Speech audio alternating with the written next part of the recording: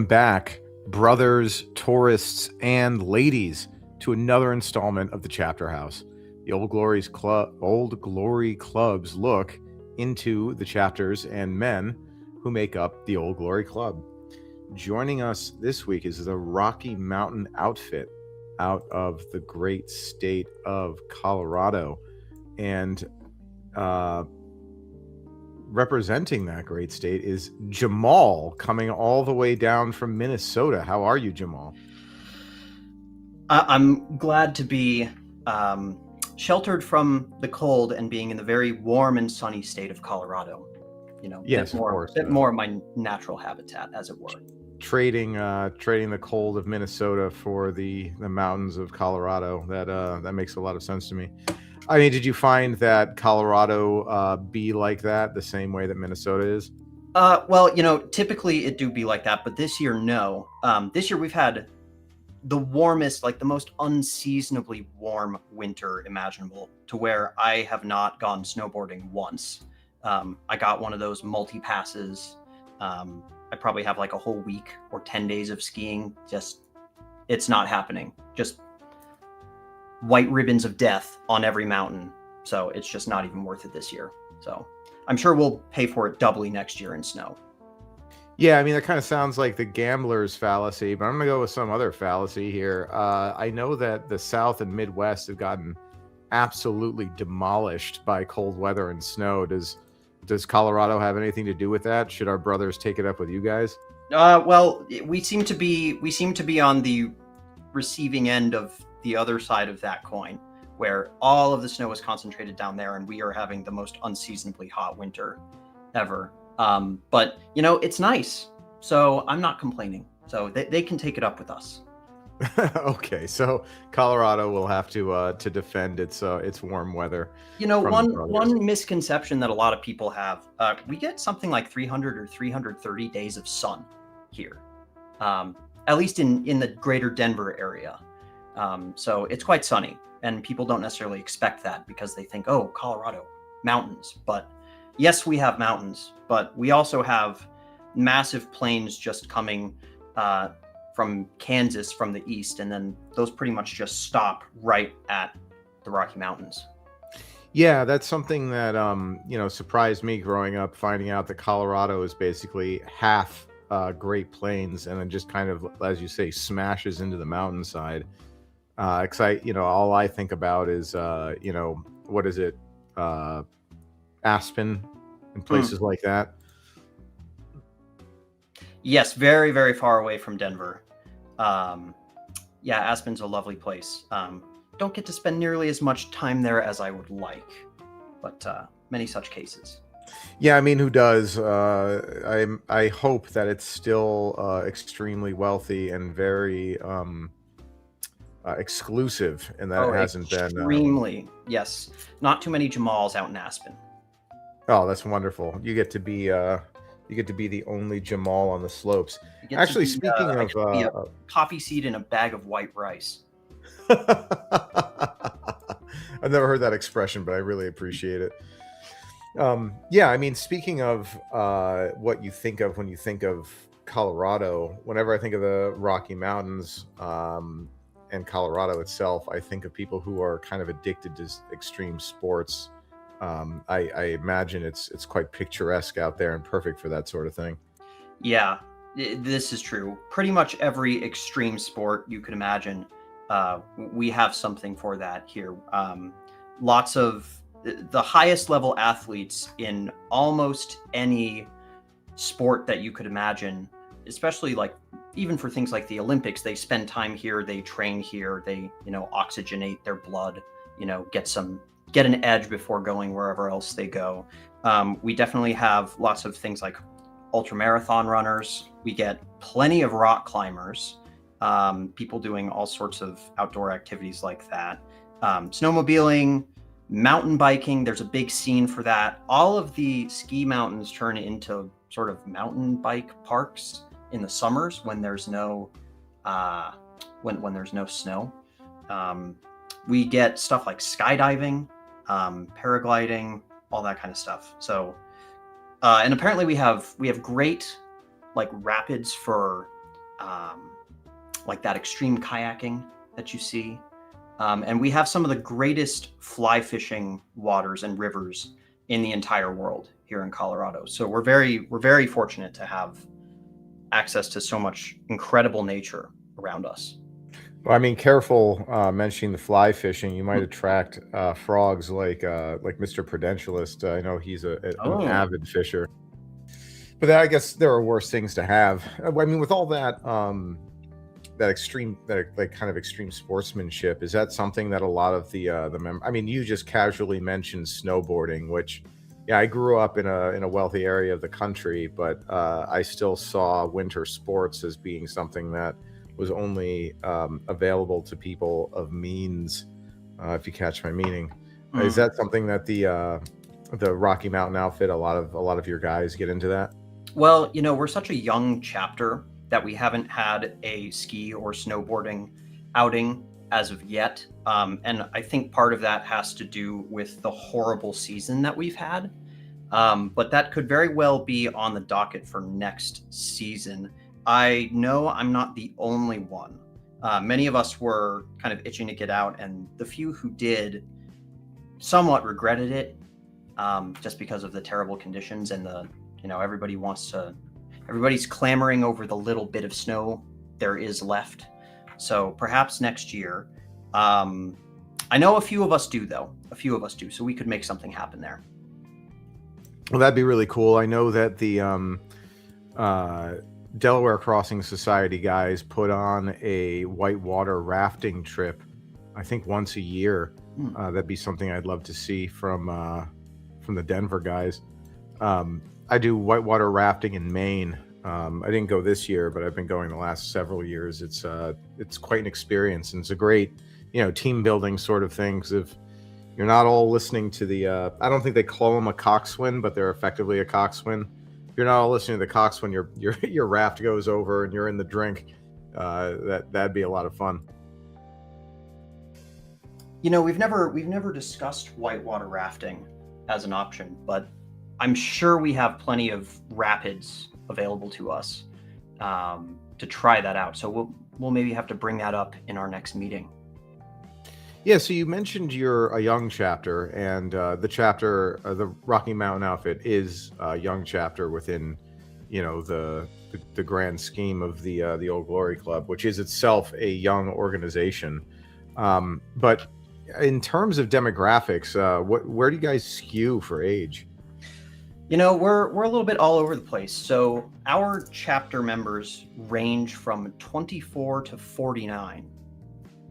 So there's definitely opportunity for mentorship within that age gap, which we really do want to foster, and I'm really glad that we have that personally. But I imagine that that's going to keep expanding. But I would say we average somewhere in the 30s, but we do have people on both ends for sure. Yeah, I mean, this is an overwhelmingly millennial organization, which makes sense given the time that it takes to kind of be okay with putting together an organization and being a part of an organization. If you're a Zoomer, there's not a whole lot going on in that regard. Boy Scouts are dead. I don't know what the college fraternity system is like, but I imagine it's not what it used to be.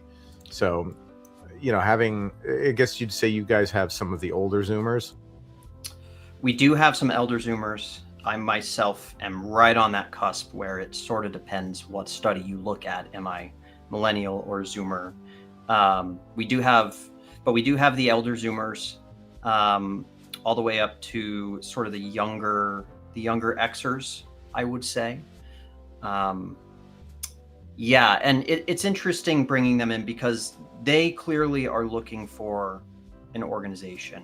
They're looking for a brotherhood when many of the institutions that used to be able to provide that for them are simply being taken away from them or made extremely expensive or weaponized against them. So it's nice to be able to fill that niche and to be able to start something that hopefully will carry on for many, many generations in that vein. Yeah, for the interest that you guys have had in the chapter, and again, I know you're young, so these things take time to kind of build up.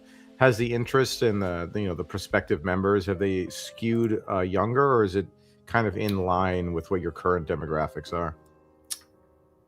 It's pretty in line with the current demographics. Sometimes you'll get groups of young guys who kind of already know each other from one group or another, and so that can really skew your data set. But we're attracting, I would say, fewer over 40s now and more in the 20s to 30s at the moment. That seems to be the audience that continues to sort of send emails and try to get involved and are in sort of our prospect pool.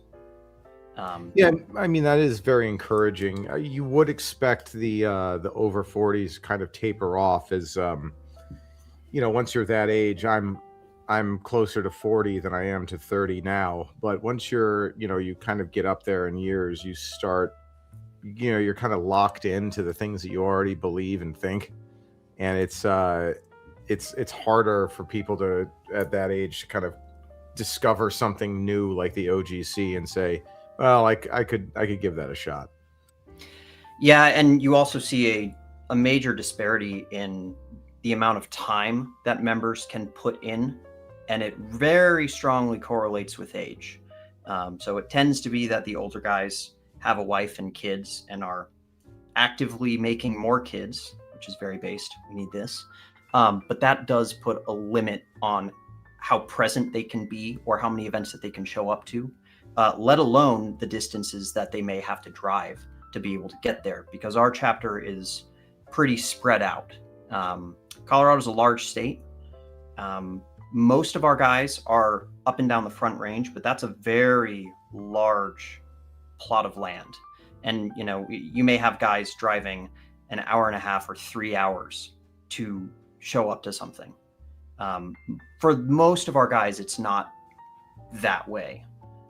But we do have some very active members that have to make very long drives to be able to show up to any events that we host. Yeah, I mean, we were mentioning this. Solve the density problem. Yeah, we were talking about this a little bit before the show started, but we're off the East Coast now, and if you're not in New England or I guess you could say the Mid-Atlantic, New Jersey, Delaware, Maryland, you have a big state, and that's something that we're all gonna have to deal with in time. But actually, before we got off the age demographics, there's something that's kind of been bothering me, and I was hoping that your black wisdom could help me out, Jamal. If the people on the cusp of being a millennial and a Gen Xer are referred to as zillennials, that kind of removes that moniker, which is probably more apt for the people on the cusp of Zoomer and millennial. Yes. So I'm thinking, like, what do we call them? Like zoolennials, which is funny because it makes them sound like animals, which they are. But I don't know if you had any input on that. Yeah, I'm with you that zillennial probably is better suited to the Zoomer millennial bridge right there. Unfortunately, I think the barrel of my black wisdom is about depleted on this issue, and I'm going to have to defer to zoolennial. Yeah, no, I should be asking a Jew about this. This is it's a high verbal IQ kind of thing. So true.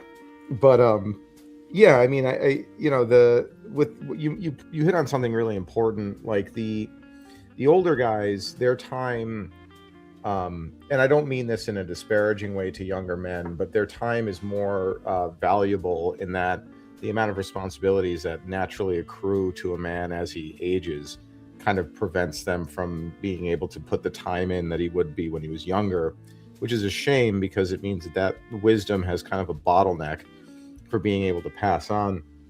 But it's also one of these things, like, it's kind of an aphorism that the world is turned by young men, and part of that is their energy and their zeal, but another part of that is that they just don't have any responsibilities.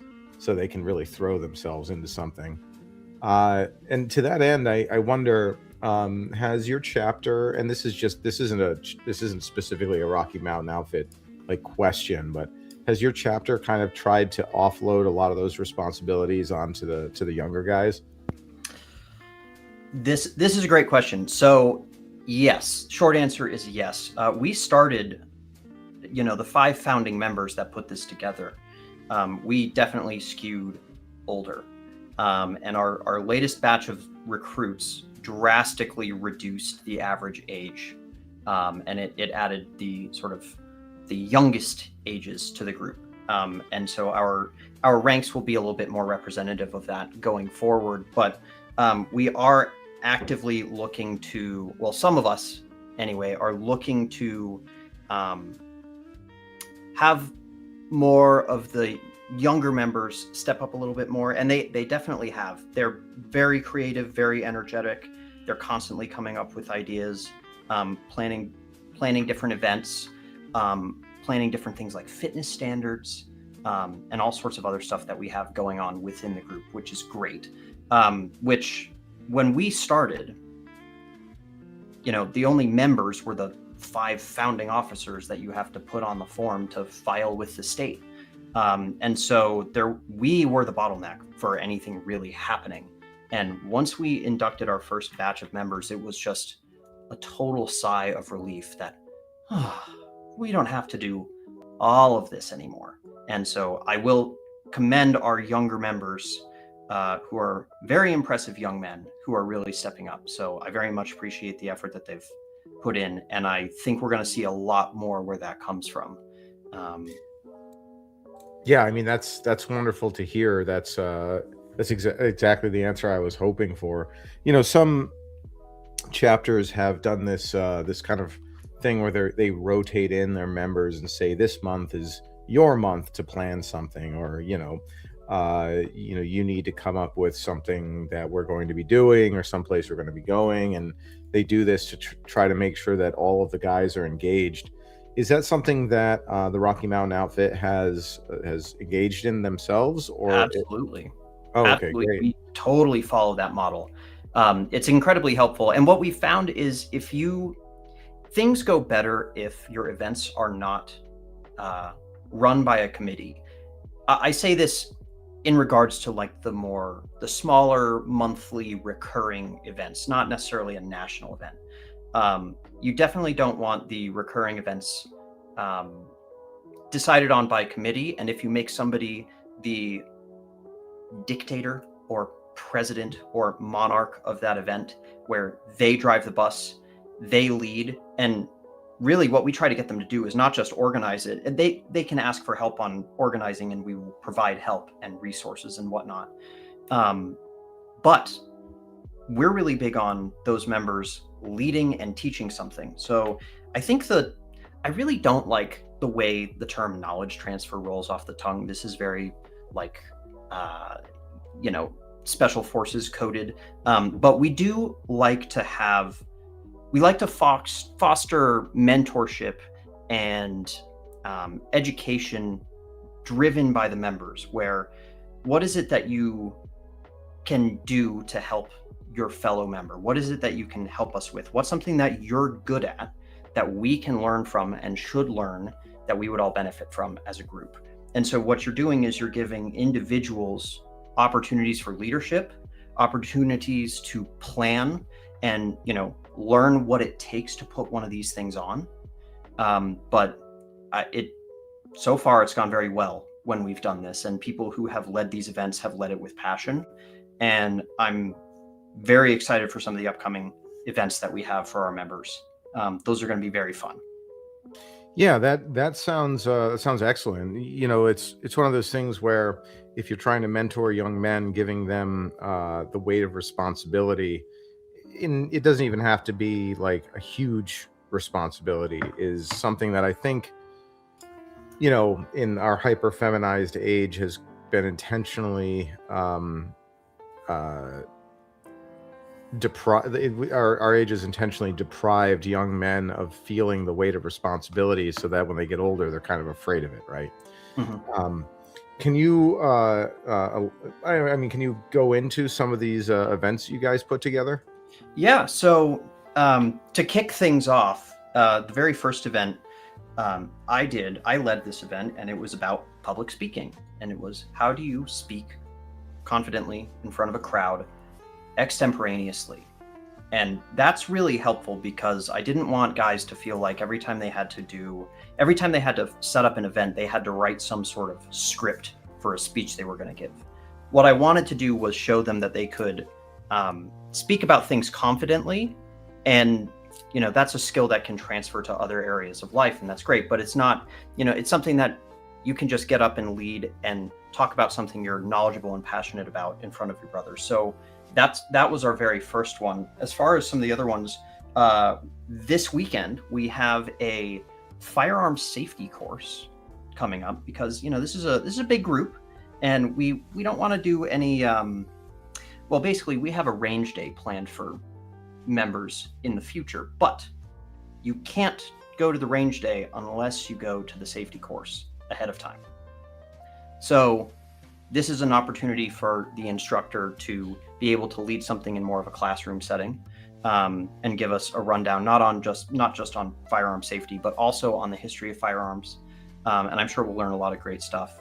We have a leather belt making workshop coming up, where one of our very impressive young members is going to teach us how to make belts from scratch. And everybody's going to walk out with a belt upon which they can put their Rocky Mountain outfit belt buckle. Now that sounds like an amazing series of events. As a guy who dabbles in leatherwork himself, I love the belt idea, because they're very simple, but they're also very rewarding. Now those belt buckles, what's their provenance? Where do they come from? So this is a club, and this is a membership club, and we wanted to denote ways. We wanted to find ways to denote membership, and we've got outfit in the name, right? So clearly we're thinking about how we present ourselves. We're thinking about dress, and so one of the things that we do, we have a club tie that when you're a member, when you're initiated as a member, you'll say the oath. There's nothing weird, I promise. It's very short and it's very chill. You say the oath, and then you are given the club tie with the colors of the Colorado flag on it. And you are given a belt buckle, which has our flag etched into it. And this was something that we wanted to do to sort of signal group membership, maybe at group outings, or just kind of generally, if you're sort of going day to day. You may not be wearing the tie every day. I would probably hope you don't wear that tie every single day. But many of our guys, they are wearing the belt buckle. And oftentimes, it's hidden. It's not the biggest, flashiest thing in the world, but it's just hey, what is that? And if the right person sort of asks you about it, maybe it's a good conversation starter, but you don't necessarily have to go there. I mean, that's perfect. Anything that draws the eye down to my crotch is something that I want on my outfit. So I'm glad that you guys were thinking in a similar way. No, I mean, I think you might be the first chapter I've spoken to that has incorporated that kind of sartorial logical, working into what you're doing, which is perfect, because club uniforms would also be acceptable. But it's maybe we don't want to go down that road just yet. I mean, we do have a tailor, so we could probably make. I don't right. know. The way we think about this is we like to dress for the occasion, and the occasion always changes. But we want to make sure that we're always prepared for whatever it is we're about to do. So sometimes that means we're all in suits, and we look really damn good in suits. But sometimes that means you got to put on your work jeans, and you got to get ready for the range day. So we have things for many different kinds of outfits. Yeah, I mean the firearm safety course also sounds like a great, even if it's just CYA. Now, I mean, I'm in an area of the country where they don't want any of the citizenry armed, and so they make you jump through as many hoops as possible in order to purchase a firearm or be allowed to carry one. So I've sat through a fair number of firearm safety courses, and they are all dull as dirt, but I imagine that they're a lot more fun when it's your friends putting it on. Yes, exactly. And I think we're going to get a little bit more out of those than your mandated NRA concealed carry course. I think this will be a little bit more interesting than that. Yeah, there's no reason you can't get hands-on with it. But you said that the first one you put on was on speaking extemporaneously. Now, I've delivered a couple of talks. I wouldn't say I'm anything more than an amateur at it, but one of our members, Prudentialist, it comes up twice in an episode, is probably the greatest man I've ever seen at speaking extemporaneously. And I can kind of see when he's dropping in and out of that mode, even in social situations. So, how would you say that went over with the members?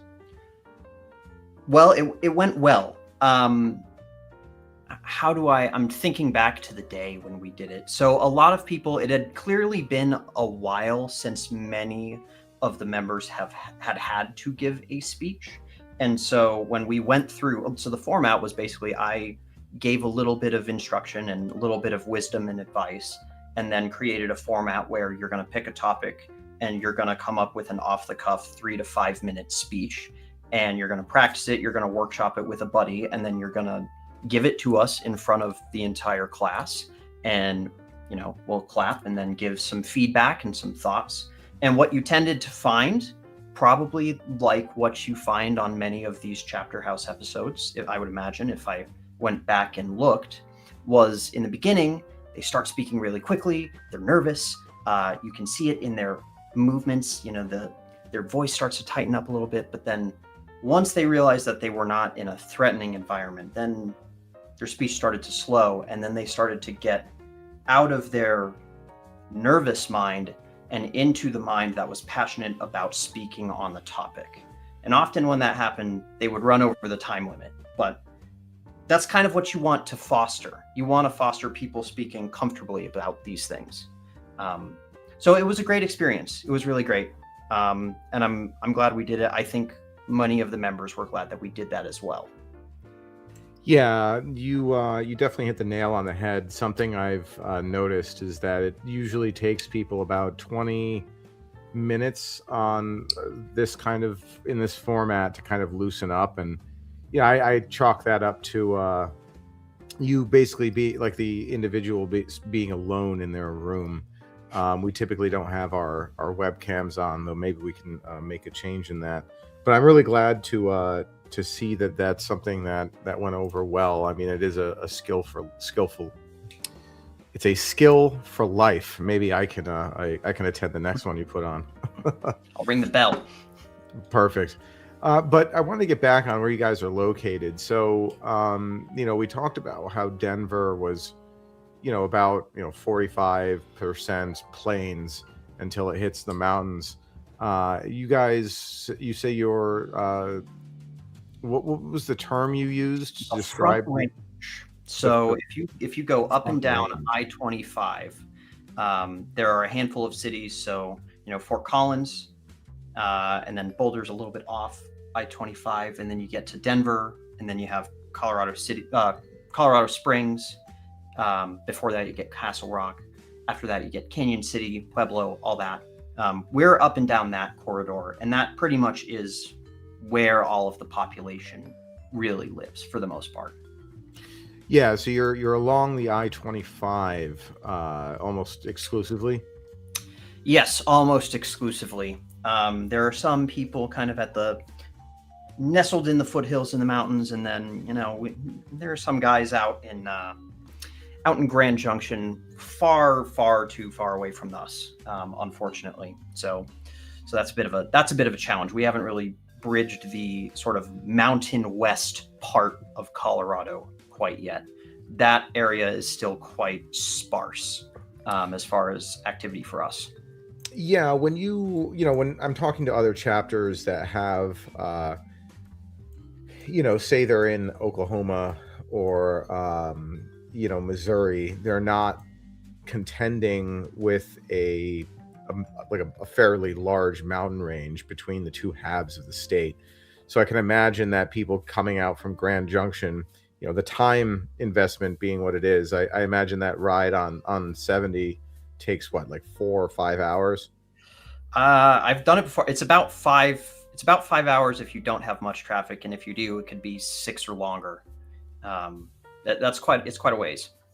Yeah, that does seem quite daunting. I don't imagine that there are very many paths through the mountains that don't get a lot of traffic or aren't so far out of the way that it's not worth the additional time. Well, it's funny you say that because we do have. The thing is, if you do take the long route, it is always scenic. So there's a way to justify it. It just depends on how much time you have.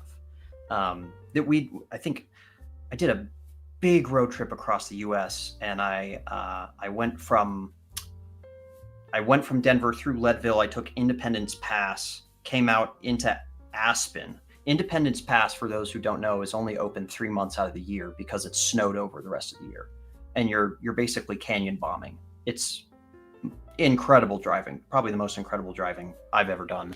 Out of Aspen, and then take some highways, and then you get to sort of the Urayton area, which that has the $1 Million Highway, which is just it's the most horrifying road to drive on, maybe in the entire United States. But it's one of the most gorgeous drives you'll ever take. Is this like what I'm imagining is like sheer drops off Oh a yeah. mountainside? Oh yeah, 4,000-foot sheer drop, no guardrails. Too So late. what's is the $1 Million referring to the views? Because obviously it's not referring to the the safety mechanisms they put in place. So the history of that highway, long ago, that was it's in a very mineral rich mountain range. I believe it's in the Sangre de Cristos, I think, off the top of my head. And it just has at the time, it had such rich deposits of gold and I think silver and a few other things. And this was a peak mining area during the gold rush. And these were not originally roads for, your average villager. These were mining roads to be able to bring ore in and out. And so because of the conditions and because of all of the minerals that they were pulling out of the earth, the mining companies were constantly repaving it. And it was one of the greatest engineering challenges to be able to pave this road and make this road through this area. And it was called the $1 Million Highway back when $1 million was actually a lot of money. And yeah, it was a great feat of engineering to be able to build that. And it was quite expensive, but because of the resources, it was worth it to the mining companies.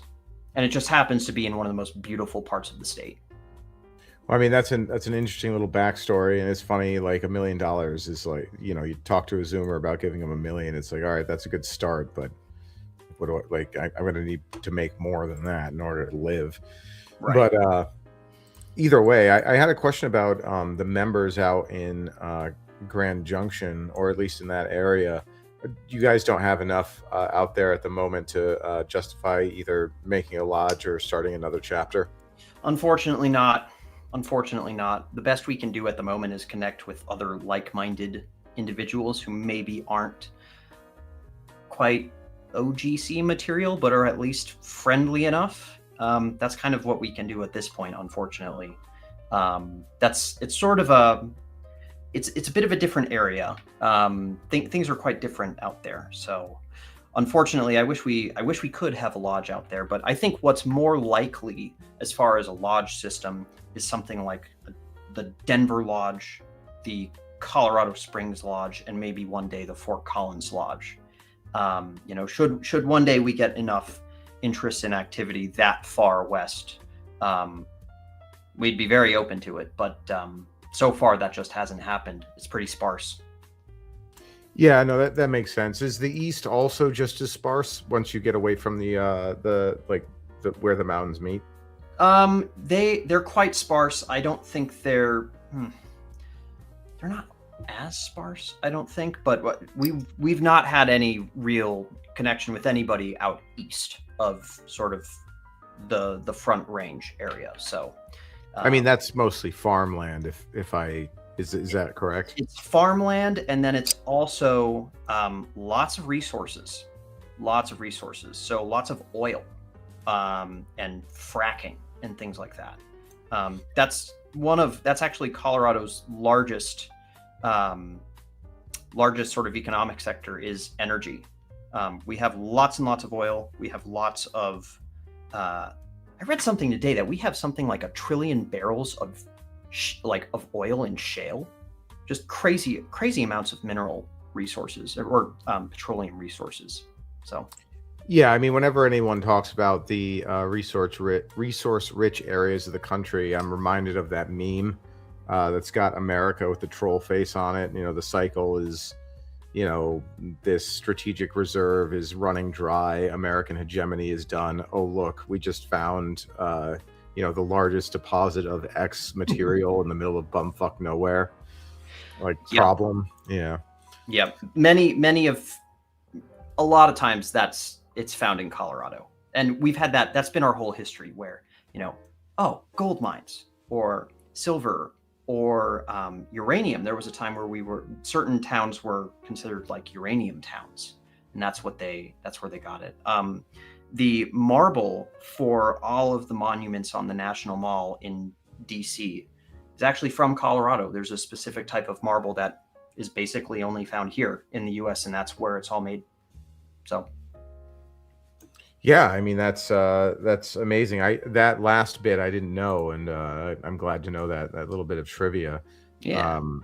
This was just cut straight out of the mountain face, huh? Yeah, exactly. Yeah, there's a little piece of Colorado all throughout every monument in DC, which is great. So. Well, I mean that gives a kind of dirty tinge to it. But on that note, you were saying before we got started that Colorado politically is kind of a lesson in elite theory. Would you like to extrapolate on that? Yes. So for much of Colorado's history, it was historically red. It was definitely a strong red outpost, strong Christian conservative state. But in 2004, a group of four, they're called the Gang of Four. They're not all billionaires. I think only one of them's a billionaire, but multi-hundred millionaires, all of them, pulled something off called the Rocky Mountain Heist, or as it's been written about later, the Colorado model. And it really is elite theory in a nutshell, where four very wealthy Democrat activists got together and decided, we're just going to buy the entire political system for the entire state. So you got Tim Gill, who is he's a big LGBT, like homosexual activist. Rut Bridges, who I had not heard of, Pat Stryker of the Stryker Corporation, the heiress of the Stryker Corporation, and Jared Polis, under whose thumb we still live under, unfortunately. He sold his e-card business for something like $400 million, kind of in the early 2000s. And so they came together and, they started working their way through the system. So they got legislation passed to change rules on political spending caps. And then they replaced judges to be able to redistrict the state to their advantage. And then they started putting up candidates, running for office themselves, and then putting just the most heinous lies in their political campaigning that you could ever imagine, and outspending any opposition by millions every time. And from 2004 to about 2013, that's when they really had their run, and that cemented total Democrat dominance in the state. So what you're saying is it was just four moneyed shit libs that ran roughshod over the political system of Colorado, and you were saying that the Front Range takes all of the population. Was this centered around Denver and Colorado Springs, or did their tendrils go out everywhere? Well, I think it was mostly probably allocated towards Denver, because that's really where, it's so interesting, because if you look at, we talk about sometimes the inner party and the outer party, and if you look at a map of Colorado, and like a red-blue map of Colorado, it's perfectly obvious where Denver and Boulder, those are blue dots right in the middle. Everything else around it is red. It is physically the inner party and the outer party. So I would imagine most of their efforts were spent really in the Capitol Hill neighborhood, but that doesn't mean they weren't trying to flip seats in other districts to be able to get more, voting within the state Senate or this or that or whatever. I'm sure that happened too. Really, there's no telling how much money they put into it, because they did it through some sort of kind of, the big scare quotes, dark money PACs. And it worked. So there's not really telling how much they put in, but it was definitely tens of millions, if not more. And they flipped the whole state. So you said most of their efforts kind of came to their conclusion in 2013. And has this system that they established just been kind of churning itself along under its own momentum, or do they come back every once in a while to re-inject money? That's a good question. I think the momentum is on their side to where they're not the only ones anymore. I think that's probably the best way to describe it, where, people saw which side was winning and they wanted to, push at the open door alongside. It's very, in Denver, you definitely don't gain social capital by being anything right of, let's say, Jared Polis. It doesn't gain you social capital. So all of the incentives push you to be as left as you can get away with. So their plan really, really worked. And I think you see all of the institutions have really followed. I seem to remember, I think it was last year or maybe late 2024, there was a big hoopla over some crazy new, and I'm not remembering if it was a transgender or if it was an abortion bill going on in Colorado that a lot of locals were fighting against.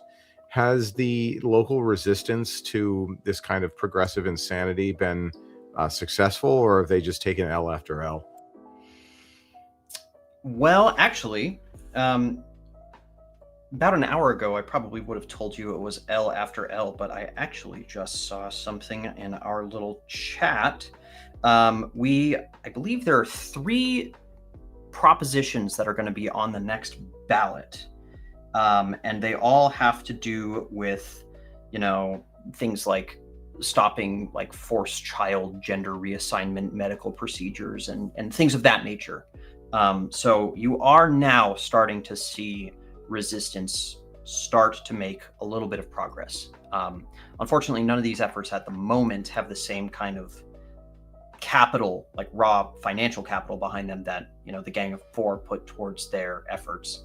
But we are starting to see more organized resistance a little bit. And I think people are starting to learn a little bit from, okay, this last one didn't work. Why didn't it work? What do we need to do differently this time?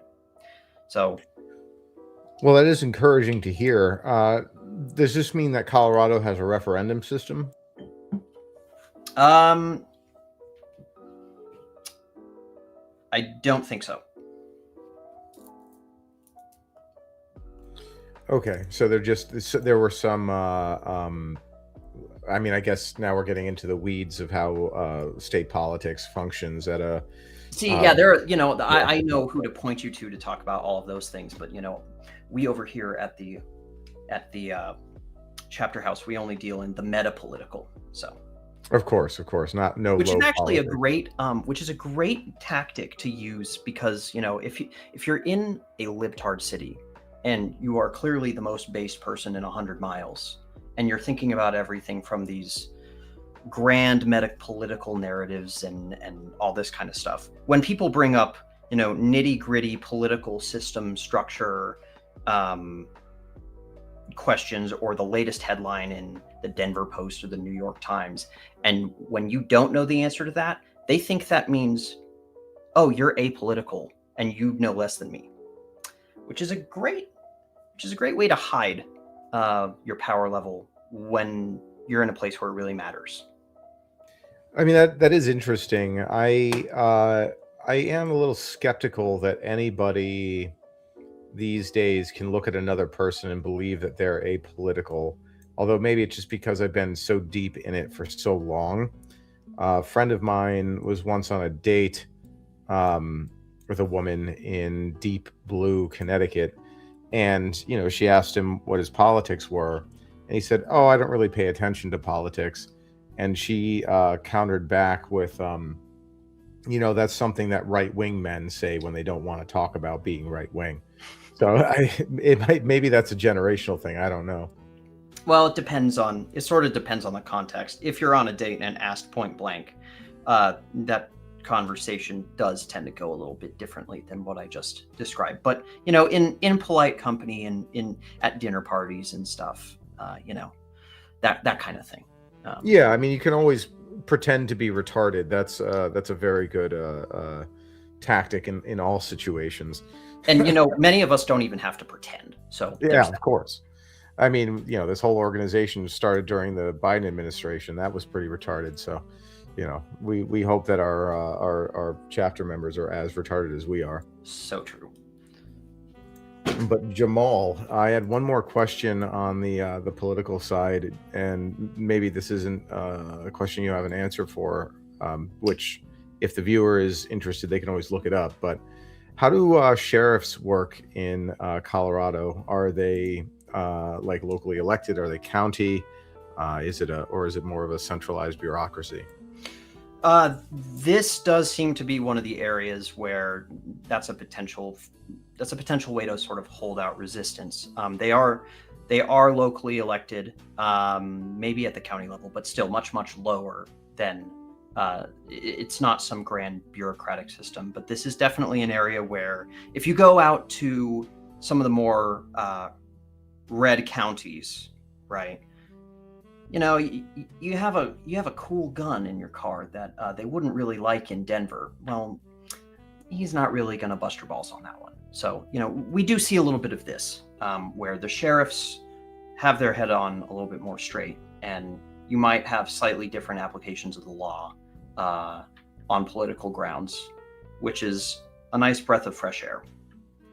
Yeah, I mean, especially for what you're saying, it sounds like the majority. I mean, this seems to be this is the case pretty much everywhere outside of New England. I'm sorry to say that outside of the main city centers, everyone's pretty much red. Yep. Yeah, I mean, that really is the case here. And it feels like you're going into different country. There are slight, if you go to Aspen, okay, that's an exception, right? You go to Vail, go to Eagle County, where Vail and Beaver Creek are. That's obviously an exception. But if you go to some of the more agricultural or really hidden mountain towns, these people are not the same as the people that live in Denver. They just feel so alien to the people that live in the cities, there's something heartening about that. Yeah, I mean, it's heartening and disheartening in that, there doesn't seem to be any place in the country where the state legislature represents anybody outside of the cities. But, it is what it is, I suppose. I actually had okay, so this is kind of an aside. Our friend Stormy Waters is or was, I haven't heard him speak on it recently, a fan of the idea that the magnetic poles are getting ready to shift. And I was looking, like the magnetic poles of the Earth. I was looking around, doing some research and asking the LLMs about this. And apparently the Navy has run quite a number of like war games working out this scenario. What happens if the magnetic poles do shift? And apparently the only places in the country that will survive the deluge are like 3 or 4 towns in the mountains of in the Rocky Mountains in Colorado. Now you said that these areas are extremely like sparsely populated. Do you think that the populations could repopulate the United States after this kind of this massive deluge?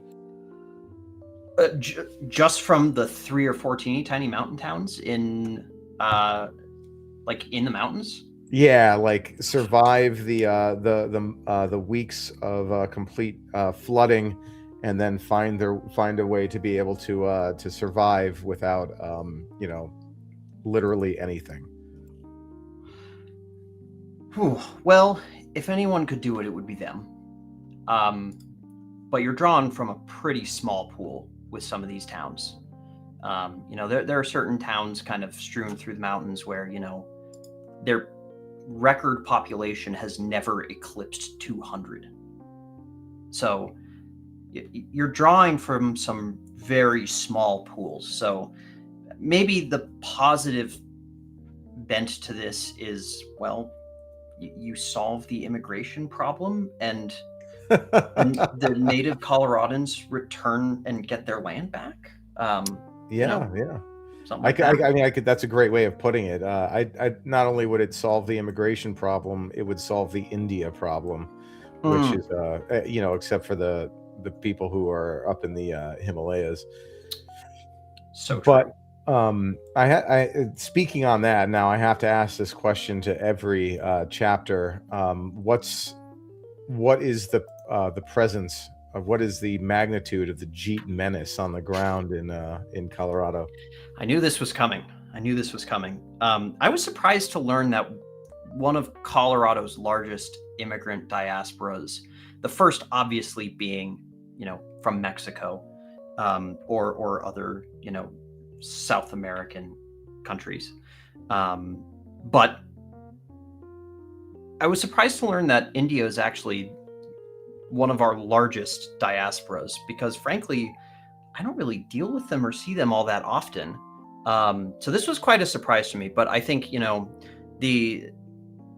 the stereotypes are true, where, think about the ones that you do see. Oh, well, this one owns a hotel and this one owns a gas station. And okay, well, I guess we're just like everybody else. I think it's all SBA fraud.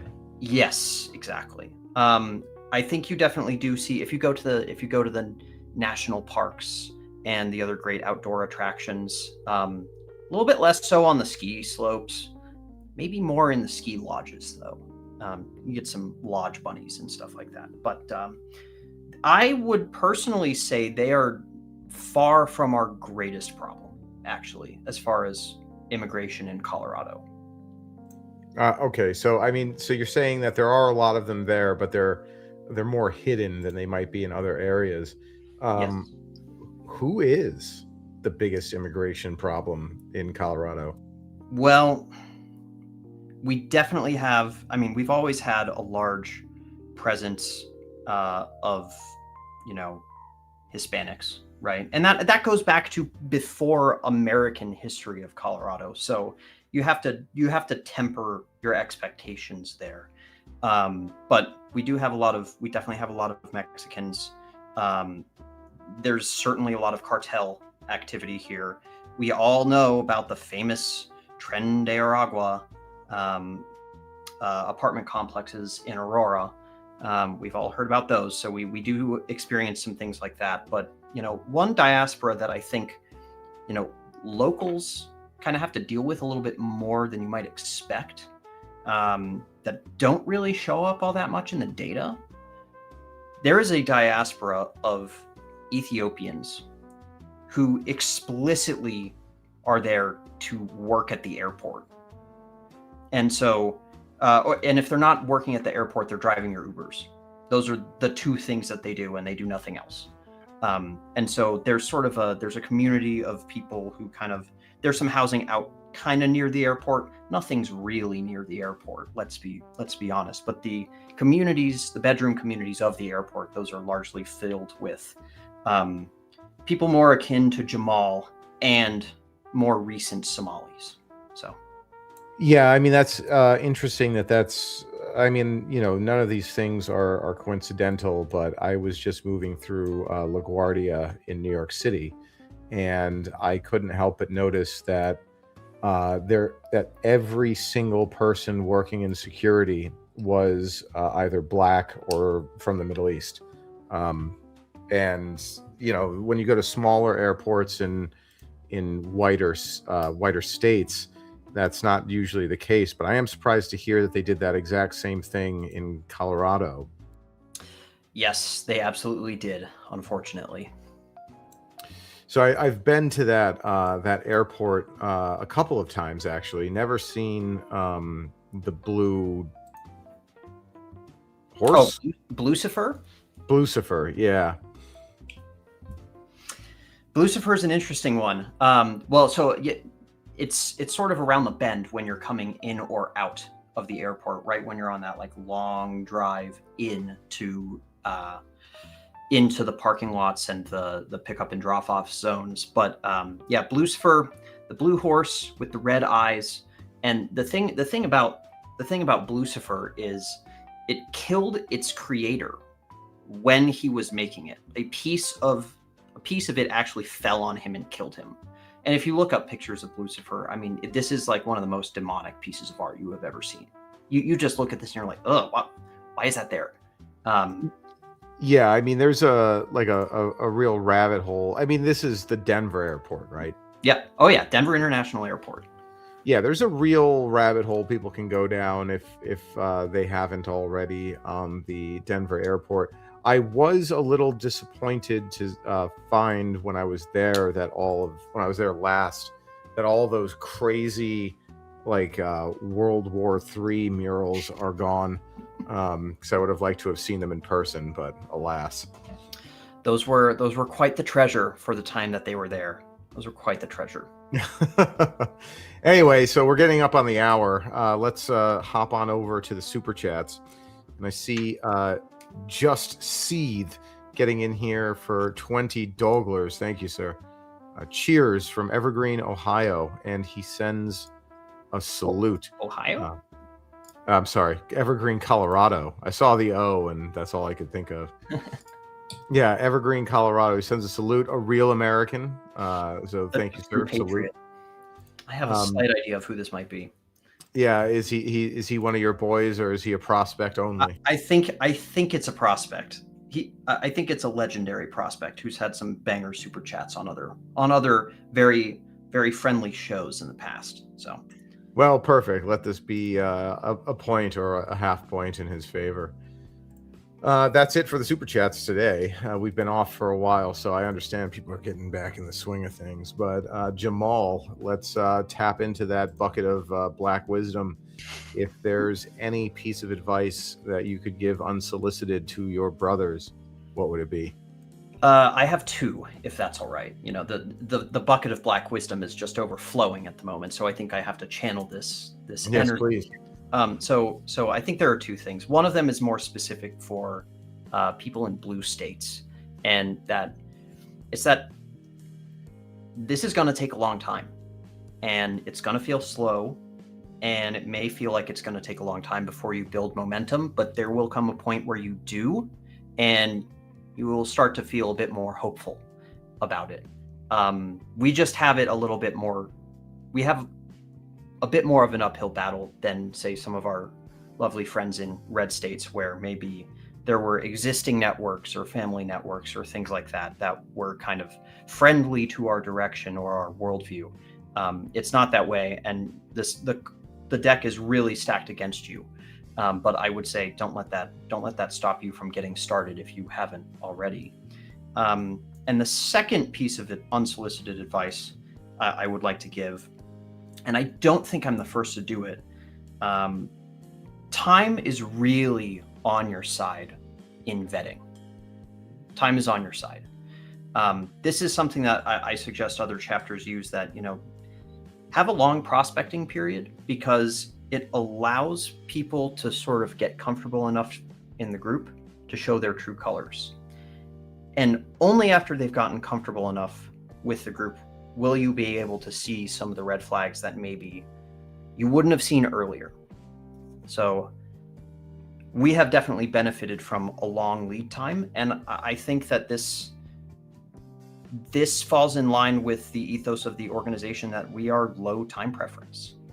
And, you know, this thing that we're building is not going to be something that has massive, huge returns in one year or a quarter or 5 years even. This is a long-term project. And so if you treat the vetting that way, you'll start to see things that you may not have seen otherwise. Oh, and sort of returning to where I was going on the blue state uphill battle, you might be surprised what else already exists in your state.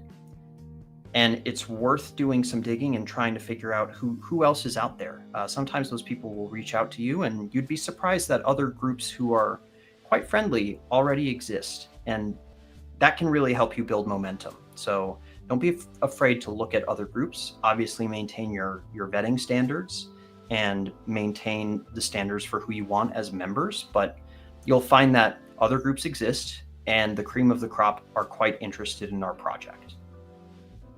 Those are the best words of advice I couldn't have thought of. I couldn't have thought of anything better.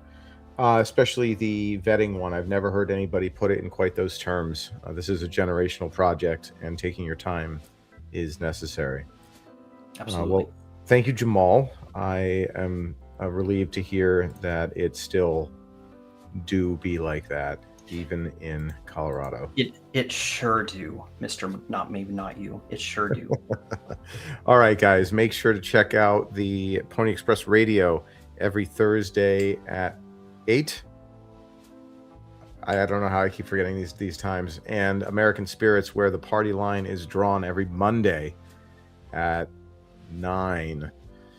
I am Not Me, Not You. We'll be back next week with Tamarack from the great state of Idaho. So be sure to check in on that. Thank you again, Colorado. Thank you again,